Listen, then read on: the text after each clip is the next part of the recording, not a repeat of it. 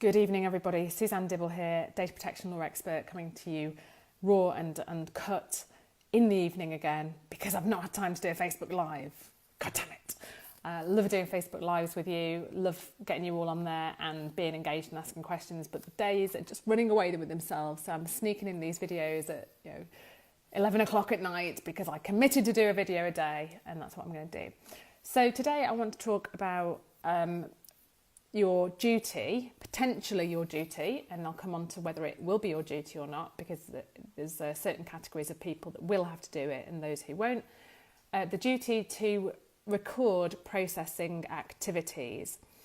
Now, at the moment, the way that this is dealt with is we register, allegedly, small businesses register, well, every business registers with the Information Commissioner's Office here in the UK. There's other supervisory authorities that people register with in other EU countries, and we pay our £35 fee and we fill in a form that details our processing activities. Now, as you may know, that is going out the window, and what's coming in instead is this concept of accountability, it's internal accountability, but with the proviso that the records have to be there for presentation to the supervisory authority should they demand to see them. So let's talk about who needs to keep records of processing activities. Let me just scroll down so I can read this, make sure I get it exactly right. So it's in Article 30 of GDPR, and this duty to keep records of processing applies to organisations that employ at least 250 people. Now, you might be thinking, hooray, I don't employ 250 people, I'm all right. Well, it's not quite that simple, as you might expect from GDPR at the moment. Having listened to me a few times, you'll know that it's not always that black and white.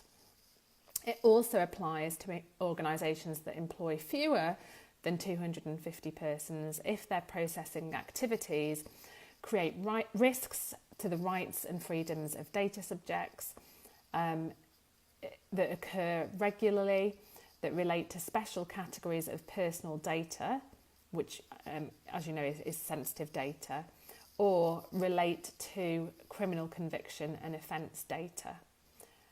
So if you fall into those categories, and it's an or, so it's any of those categories, if your processing activities create risks to the rights and freedoms of data subjects, if they occur regularly, if they relate to special categories of personal data, sensitive data, or relate to criminal conviction and offence data, then you have to keep certain records of your processing. And if the ICO come along or your relevant supervisory authority comes along, you are expected to be able to produce those records of your processing. Now, the good news is, I suppose, if you've got any question over whether you fall within those categories and you do have this requirement to record keep, it's not actually that onerous. There's a form that will be included in my GDPR pack that you go through and complete that. And it's actually, it's actually a good discipline to do, because really what you want to be doing is doing a data inventory and sitting down and thinking about all the data on individuals that you hold. Because you'll be wanting to work out what is the legal ground of processing. As I've talked about this on previous videos, if you do a search in the videos tab, you'll see that there's a number of grounds of legal processing. Consent is just one of them. There's legitimate interest, there's requirement for contractual obligation, requirement for legal obligations. There's a number of them. And you should break it down each processing activity and match that up with a lawful ground of processing. So, for example, you process your payroll data. Well, that is to enable you to fulfil the contract with the employee. You pass on employee data to the taxman. That's to fulfil a legal obligation. You want to send marketing emails to your prospects. That's typically going to be based on consent. So you need to do that data inventory, work out exactly what data you hold on individuals, and then match it to the legal ground of processing. And then really this requirement, the record keeping requirement, is to keep that up to date really. So if anything changes, if there's new processing, you add that to the list. But the easiest thing to do, if you're in any doubt as to whether you are included in that definition of those organisations that are required to keep records, then I just do it. It's probably a good exercise. So I think I'm going to keep this video short and sweet, just to flag to you that there is this obligation. And I'll post in the comments to this the criteria for those organisations that do have to comply.